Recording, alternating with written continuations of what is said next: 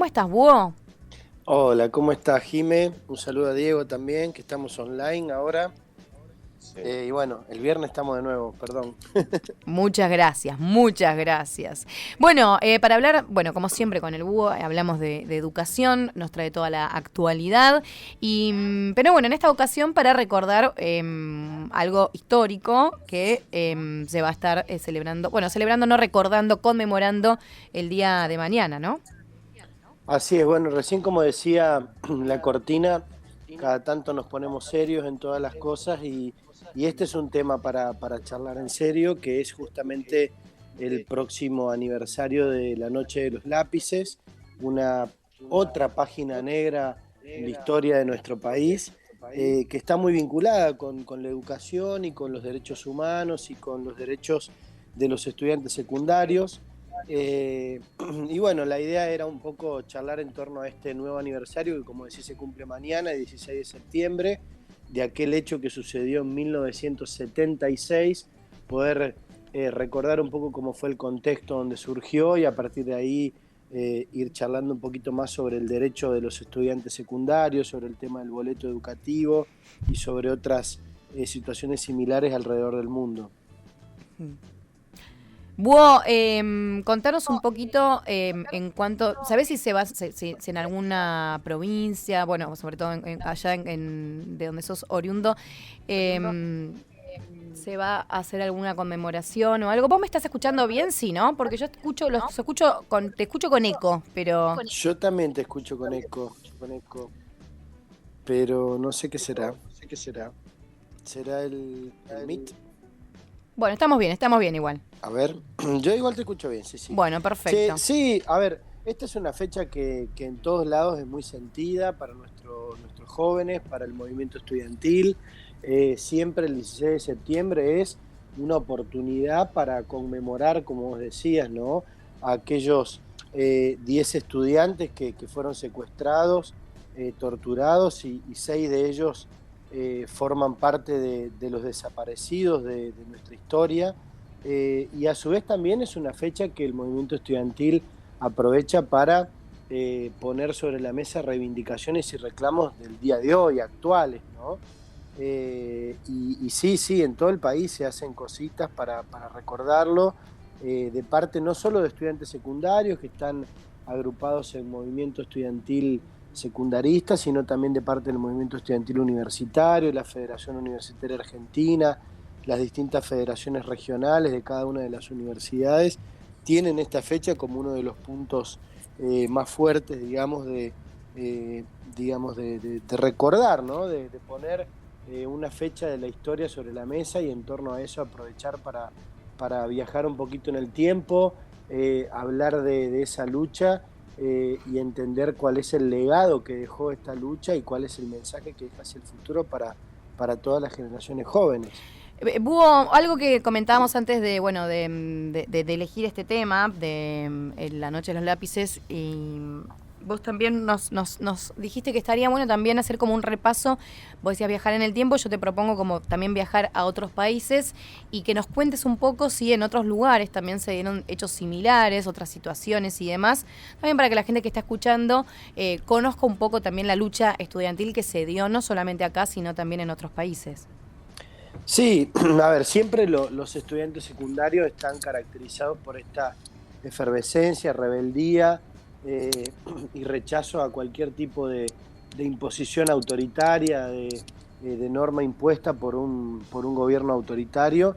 Y así como en Argentina, en el 76, este grupo de chicos, eran chicos de secundaria, tenían 15, 16 años, que habían empezado a reclamar contra el recorte, eh, digamos, de los fondos para solventar el boleto estudiantil en el último gobierno de Isabel Perón en el 75, fueron, digamos, entre comillas, fichados por los servicios de inteligencia y ya cuando llegó la dictadura, en 24 de marzo del 76, los tuvieron en la mira como especialmente revoltosos hasta que esta noche, ¿no? Del 16 de septiembre a la madrugada, los secuestraron a estos 10 pibes y lamentablemente 6 de ellos aún están desaparecidos. Bueno, ese hecho tuvo réplicas en otros países, no directamente vinculadas al reclamo por el boleto estudiantil, pero sí, por ejemplo, como en México. México tiene una historia bastante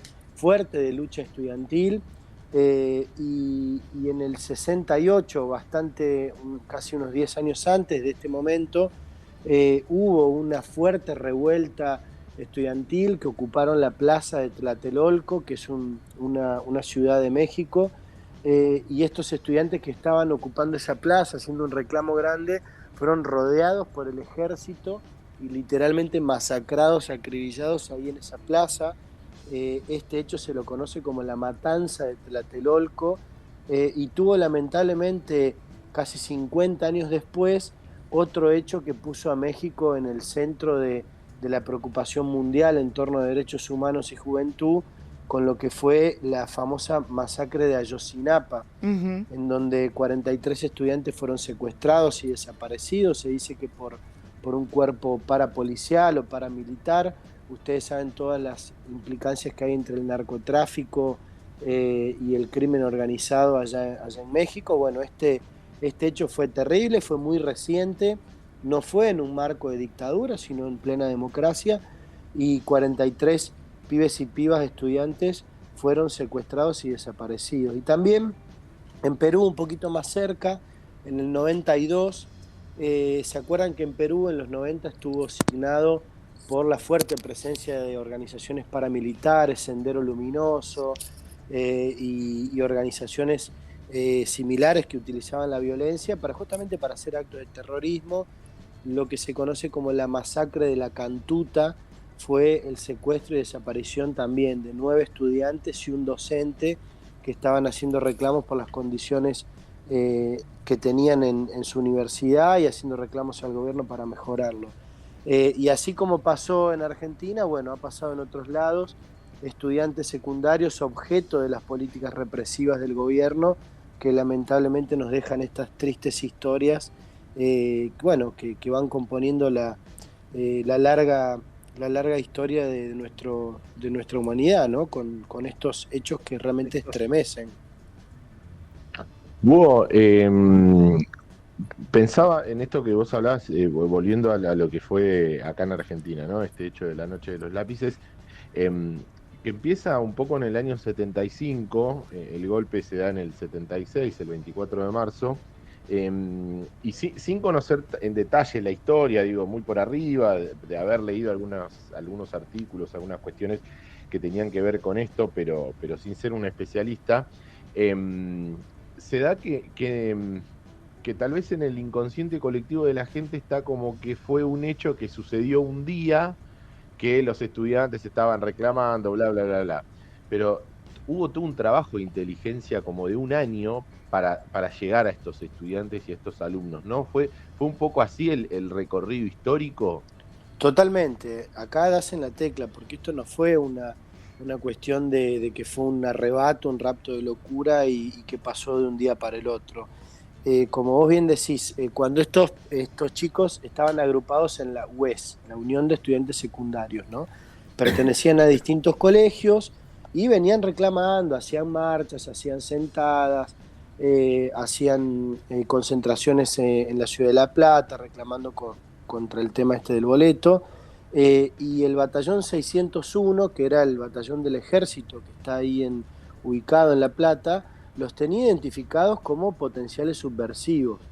Ustedes saben que en aquel entonces, antes de la llegada de la dictadura, inclusive había fuertes enfrentamientos entre sectores del gobierno que eran más vinculados a la derecha y sectores del gobierno que eran vinculados a la izquierda. Bueno, y en esta puja estaba lo que se planteaba directamente como una guerra sin cuartel entre tendencias más vinculadas a la izquierda revolucionaria y personas vinculadas a la derecha, vinculadas o al ejército o a organizaciones parapoliciales.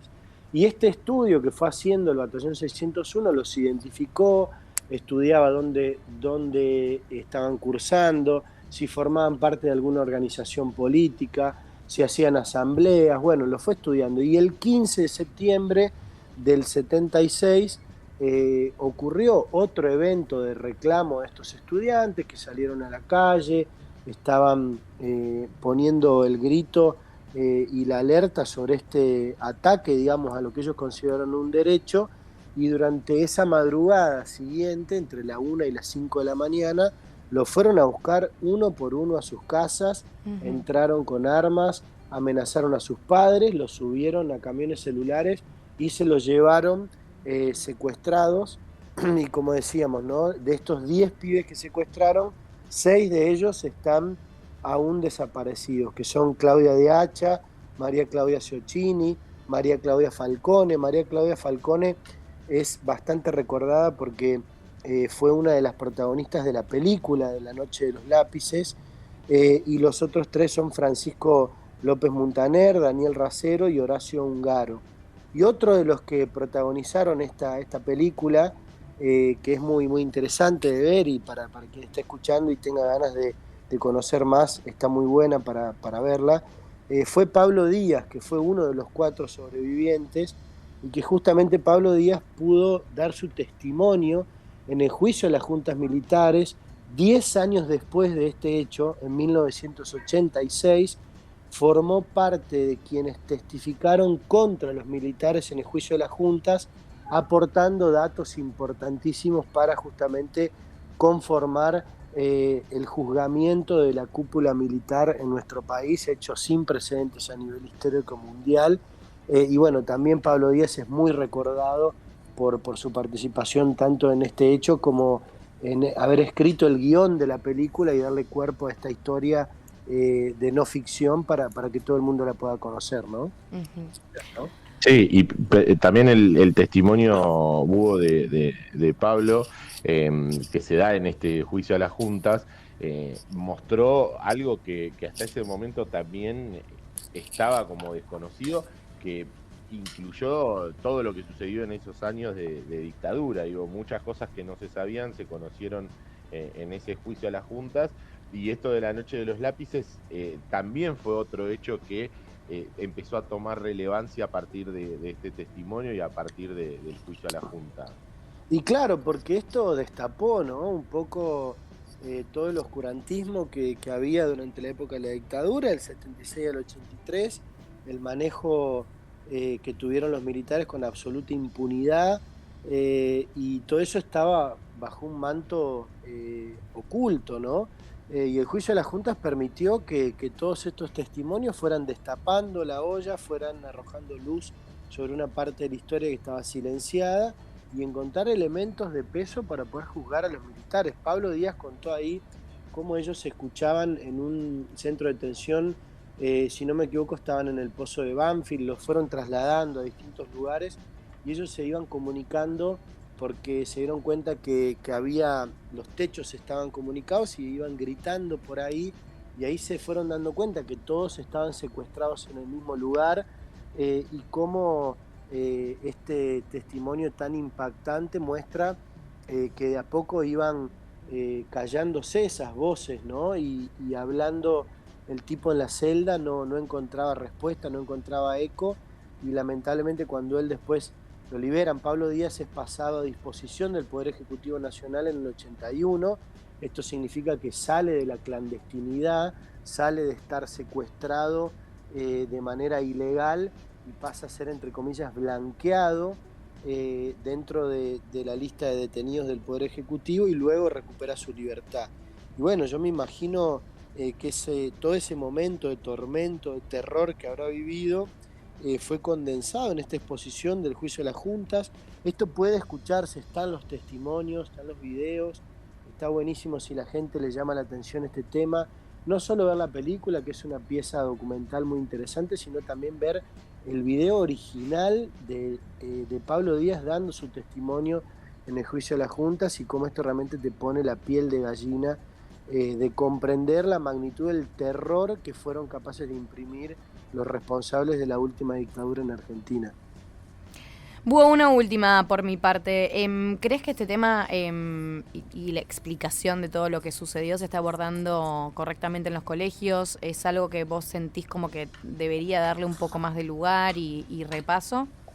Mira, justamente este hecho que es tan significativo disparó al menos en 2 provincias, que son Sí, provincia de Buenos Aires y en Capital Federal, la sanción del Día de los Derechos del Estudiante Secundario. Desde sí. hace más o menos unos 15, 20 años están ambas leyes que plantea que esta fecha sea utilizada como un recordatorio para poder no solo conmemorar este acontecimiento triste de la historia, enmarcarlo dentro de lo que fue la dictadura, que los chicos puedan comprender lo que significa la vigencia del Estado de Derecho, la vigencia de la democracia, sino que también puedan comprender que como estudiantes secundarios tienen toda una serie de derechos, entre los cuales está el de organizarse, el de aglutinarse en un centro de estudiantes, el de hacer reclamaciones por sus condiciones de estudio, reclamaciones vinculadas a sus condiciones de vida, de la cultura.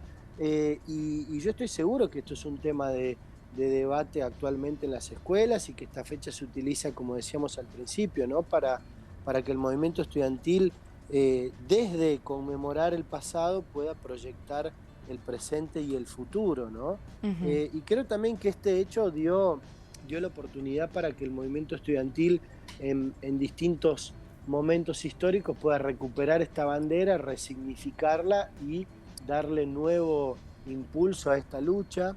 Particularmente yo tengo una historia, ustedes saben que yo formé parte del movimiento estudiantil y cuando me tocó el honor de ser presidente de la Federación Universitaria Argentina, hicimos una campaña que se llamó La Hora es Ahora, por la cual promovíamos el boleto educativo gratuito y universal, le llamábamos BEGU, junto con una multisectorial juvenil. La verdad que fue un trabajo impresionante, recorrimos todo el país juntando firmas, presentando proyectos de ley, y si bien no conseguimos sancionar la ley a nivel nacional, sí logramos que en varias provincias se sancionara una ley de boleto educativo, por ejemplo Mendoza, Entre Ríos, Jujuy, y la provincia de Buenos Aires. Todas ellas todavía mantienen un boleto especial para estudiantes y bueno, creo que es un fiel reflejo de que una fecha histórica puede convertirse en un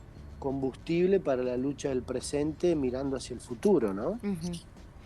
Bueno, te agradecemos muchísimo este ratito que charlas con nosotros y nos ayudaste como a recordar y a entender un poquito más lo que pasó aquella noche y te esperamos el próximo viernes. Bueno, Jimé, dale, muchas gracias. Y claro, el próximo viernes ya estoy por ahí en el piso para compartir con ustedes, ¿eh? Dale. Bueno, un beso Bueno, un gran grande. abrazo.